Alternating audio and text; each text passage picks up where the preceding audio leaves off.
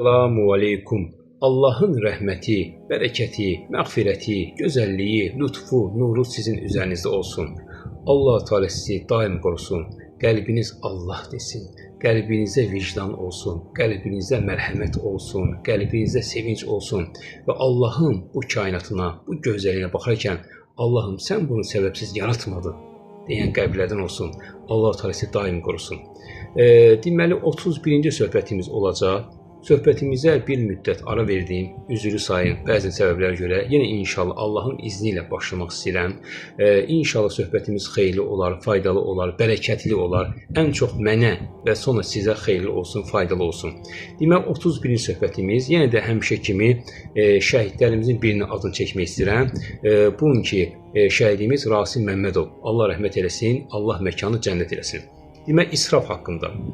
İsraf nədir? O haqda danışmaq istəyirəm Allahın izni ilə dilim döndüyü qədər. İsraf deməli insanın Allahın malına, mülkünə xəyanət etmiş sayılır. Subhanallah. Yəni sanki mən bilirəm, sən bilmirsən deməkdir. Allahu Akbar. Ərəf surəsi 31-ci ayədə buyurur ki, çox ayələrdə var da, ən çox məşhur budur. Deyir ki, yeyin, için, fəqət israf etməyin.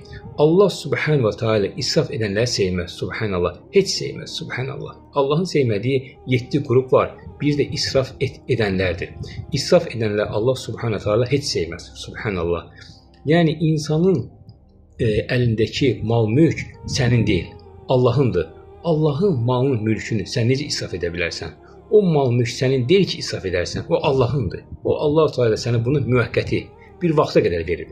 Ona görə əlimizdəki malın, mülkün, zamanın olsun, hər şeyin olsun, onun çox gözəl, səmərəli istifadə etməliyik və boş-boşuna, malayani vaxtımızı keçirməməliyik. Və israfın çeşidləri çoxdur. Amma ən çoxu qida israfıdır, sağlamlıq israfıdır, zaman israfıdır, su israfıdır. Onlardan bəhs etmək istəyirəm. Deməli, zaman israfı. İnsan vaxtını səmərəli, gözəl, vaxtını öldürməməlidir, vaxtını dəyərləndirməlidir, gözəl keçirməlidir ki, faydalı olsun, bərəkətli olsun. İnsan vaxtını gözəl, səmərəli keçirsə, Allah subhanahu teala ona o vaxta bərəkət verər. Subhanallah. Buna çox fikir verin. Allah o vaxta bərəkət verər. Çünki sən o vaxtı gözəl keçirdirsən. Amma o vaxtı ki, boş, malayani, Allahın haram buyurduğu boş şeylərlə məşğul edirsənsə, Allah Teala onu bərəkətsiz edər və Allah ondan heç vaxt razı olmaz. Sonra gəlir su israfı. Deyir, hətta bir hədisdə də var ki, bir nehirdən dəstəmaz alırsansa, lazım qədər, ehtiyacın qədər o sudan istifadə elə. Yəni boş, yəni su var, məsəl üçün çox istifadə edim olmaz. Yəni görün bu İslamın gözəlliyinə, bu mərhəmətinə, bu gözəlliyinə baxın. Yəni sudan da istifadə edəndə lazım qədər, ehtiyac qədər istifadə etməliyik.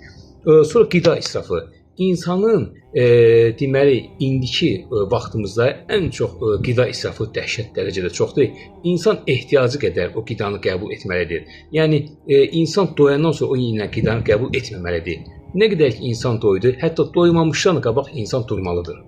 Allah söhbətimiz xeyirli etsin, faydalı etsin, bərəkətli etsin. Ən son bunu demək istəyirəm ki, mülk Allahındır. Subhanallah. Allahın malına, mülkünə israf olmaz. İsraf Allahın ən sevmədiyi əməllərdən biridir. Allah söhbətimiz xeyirli etsin, faydalı etsin, bərəkətli etsin, gözəl etsin.